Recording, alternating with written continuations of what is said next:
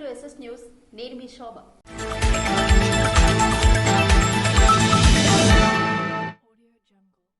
Police సిబ్బంది మరింత ఉత్సాహంతో తమ విధులు నిర్వర్తించాలని జిల్లా ఎస్పీ జిఆర్ రాధిక పేర్కొన్నారు.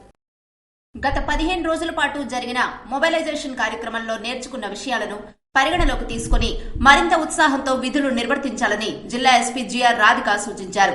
శనివారం ఎచ్చెర్ల ఆర్మడ్ రిజర్వ్ పోలీస్ మైదానంలో జిల్లా సాయుధ పోలీస్ బలగాలను నిర్వహించిన మొబైలైజేషన్ ముగింపు కార్యక్రమానికి జిల్లా ఎస్పీ జిఆర్ రాధిక ముఖ్య అతిథిగా హాజరయ్యారు. ఈ సందర్భంగా ఆర్మడ్ రిజర్వ్ సిబ్బంది ఎస్పీకి గౌరవ వందనాన్ని సమర్పించారు. కార్యక్రమంలో అధికారులు ఎస్పీ పర్యవేక్షణలో ప్లటూన్ల వారీగా PT drill, lathi drill, weapon drill నిర్వహించారు. సిబ్బంది యొక్క డ్రిల్ పట్ల ఎస్పీ సంతృప్తి వ్యక్తపరిచారు.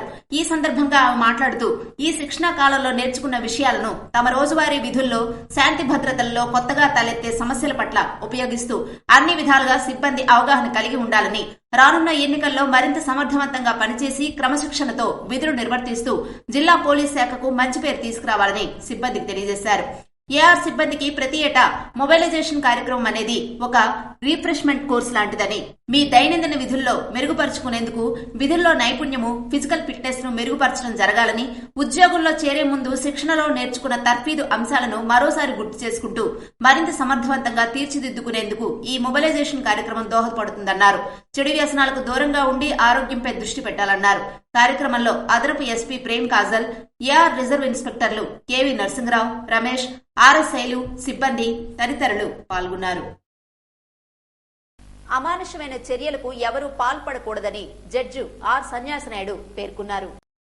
ఆంధ్రప్రదేశ్ రాష్ట్ర న్యాయ సేవాధికార సంస్థ అమరావతి వారి ఆదేశాల మేరకు శ్రీకాకుళం జిల్లా ప్రధాన న్యాయమూర్తి జునైద్ అహ్మద్ మౌలానా సూచనలపై కార్యదర్శి మరియు senior civil judge R Sanyasi Naidu, women and child welfare protection office మరియు డిస్ట్రిక్ట్ చైల్డ్ ప్రొటెక్షన్ ఆఫీసర్ వారి సౌజన్యంతో వెట్టి చాకిరీ మరియు మానవ అక్రమ రవాణా నిర్మూలనపై అవగాహన సదస్సుని న్యాయ సేవా సదన్లో నిర్వహించారు.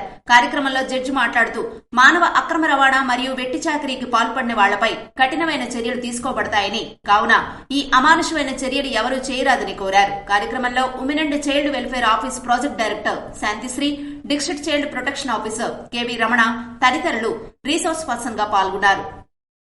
ఓటర్ల జాబితా నవీకరణలో జాగ్రత్తలు పాటించాలని ప్రధాన ఎన్నికల అధికారి ముఖేష్ కుమార్ మీనా పేర్కొన్నారు.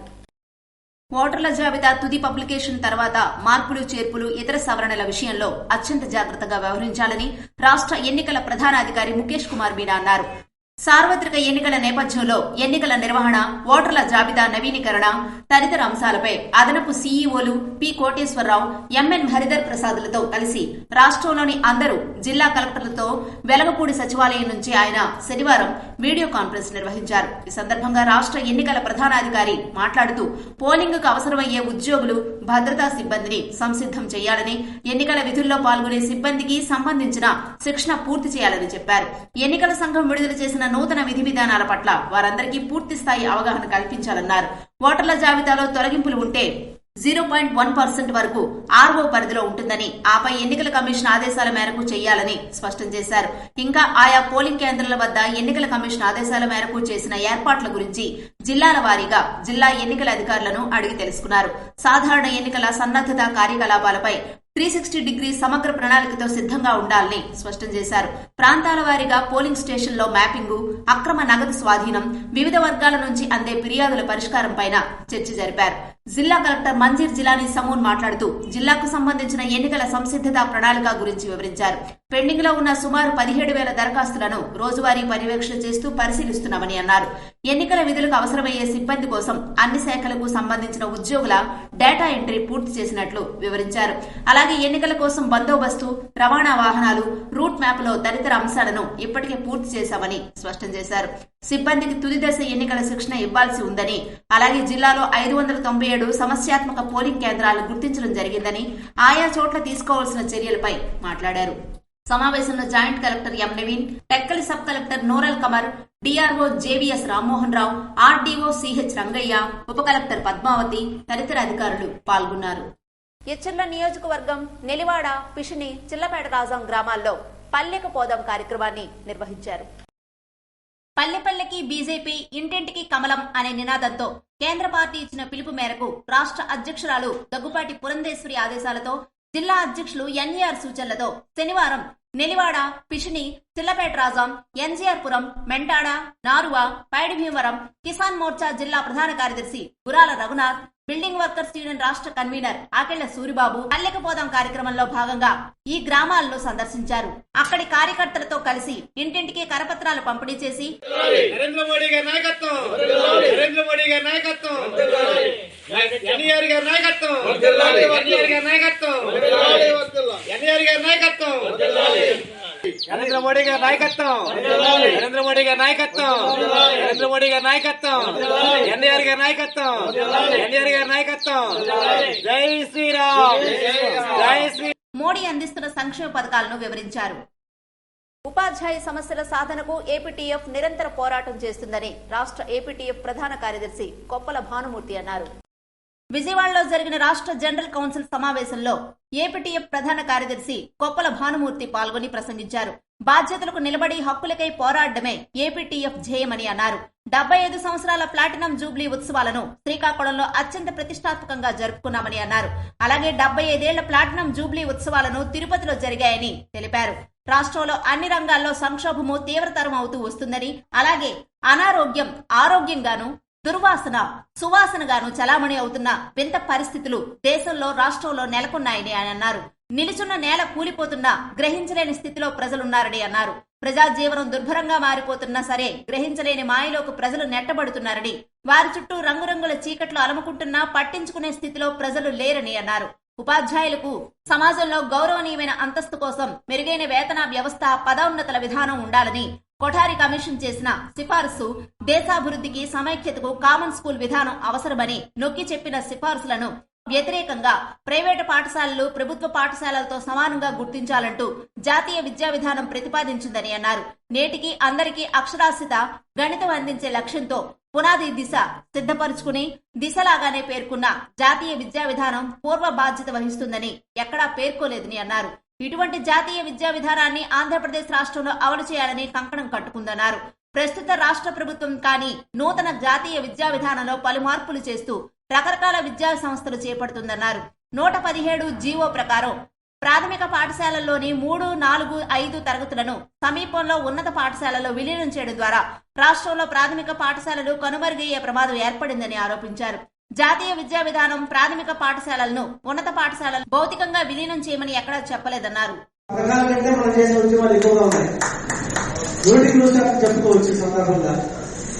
ఉద్యమాలు ఎందుకు చేపడతామంటే సరైనటువంటి న్యాయం జరగనప్పుడు,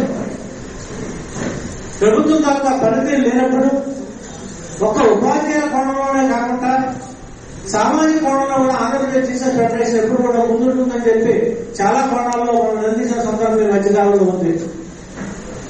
నచ్చబట్టి ఆలోచనటువంటి ఇష్యూను చేపట్టి వాళ్ళ చేత ఉద్యమం చేపించి సొంత ప్రయోజనాల కోసం దయచేసి ఉద్యమాలు చేపట్టాలని చెప్పి స్వాగత సంఘానికి నేను సందర్భంగా వాళ్ళు కూడా నేను చెప్పానండి. వాస్తవం కూడా సార్ మన ప్రయోజనాల కోసం వాళ్ళని తాకట్టు పెట్టొద్దు, వాళ్ళ అమాయకులు, దయచేసి వాళ్ళని జీవితాలు పాటు చేయాలని చెప్పి కూడా సందర్భం కూడా ఉంది.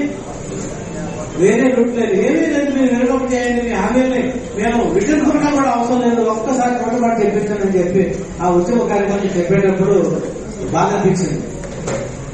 ఈ వాస్తవాలు. అలాగే కేజీబీ వాళ్ళు 4 సెక్టార్ ఉపాధ్యాయులు ఉద్యోగులు ఉద్యమాలు చేసేటప్పుడు వాళ్ళకి ఎవరికి కూడా న్యాయం జరగలేదు. కార్యక్రమంలో భానుమూర్తితో పాటు చెన్నుపాటి మంజుల, సరస్వతి, అశోక్ కుమార్, షేక్ జిలానీ, అన్ని జిల్లాల అధ్యక్ష కార్యదర్శులు అధిక సంఖ్యలో పాల్గొన్నారు. కాలేయ వ్యాధితో బాధపడుతున్న వ్యక్తికి వైద్య సహాయాన్ని అందించిన పిన్నింటి వెంకట భానోజీ నాయుడు. ఎచ్చెర్ల నియోజకవర్గం రణస్థలం మండలం రణస్థలం గ్రామానికి చెందిన మండల లక్ష్మీనాయుడు కుమార్తె కాలేయ వ్యాధితో బాధపడుతూ అనేక ఆర్థిక ఇబ్బందుల వల్ల ట్రీట్మెంట్ కూడా సరిగ్గా చేయలేని పరిస్థితిలో ఉన్న విషయాన్ని తెలుసుకున్న రాష్ట్ర సర్పంచుల సంఘ ఆర్గనైజేషన్ సెక్రటరీ పిన్నింటి వెంకట భానోజీ నాయుడు తక్షణమే స్పందించి డాక్టర్ గొండు గంగాధర్తో మాట్లాడారు. ఈ విషయంపై డాక్టర్ ఛాలెంజ్ గా తీసుకుని తక్షణం ట్రీట్మెంట్ ని ప్రారంభించారు. పిన్నింటి వెంకట భానోజీ నాయుడు చొరవతో ఈ ట్రీట్మెంట్ కి అయ్యే ఖర్చు 2 లక్షల రూపాయల వరకు తగ్గింది. రోగి కుటుంబీకులు సర్పంచ్ కి ధన్యవాదాలు తెలియజేశారు. సందర్భంగా సర్పంచ్ మాట్లాడుతూ పంచాయతీలో ఏ ఒక్కరూ అనారోగ్య బారిన పడి ఆర్థిక ఇబ్బందులు ఎదుర్కొని సరైన ట్రీట్మెంట్ పొందలేని వారికి తమ వంతు సహాయ సహకారాలుంటాయని హామీ ఇచ్చారు. ప్రభుత్వ ఆర్టీసీ ఉద్యోగుల నిర్లక్ష్య ధోరణి, త్రుటిలో తప్పిన ప్రమాదం.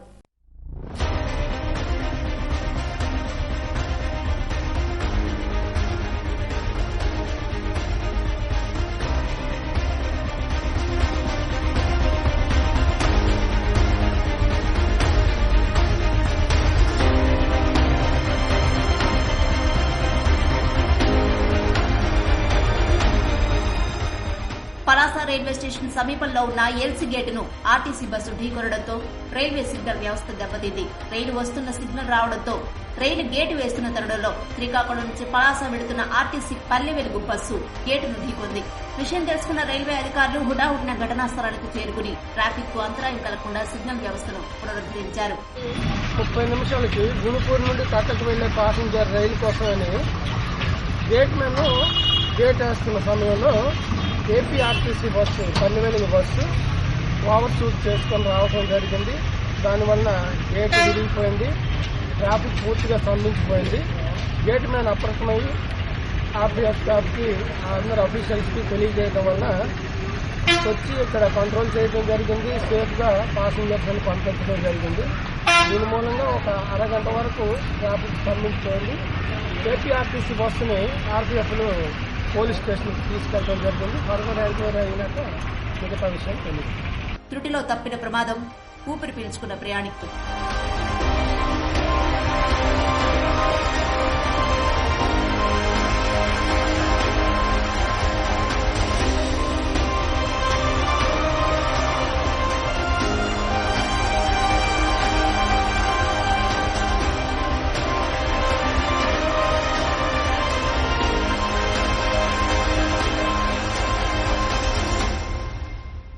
ఇవి ఈనాటి వార్తలు. మరిన్ని వార్తలతో మళ్ళీ కలుద్దాం. చూస్తూనే ఉండండి SS న్యూస్.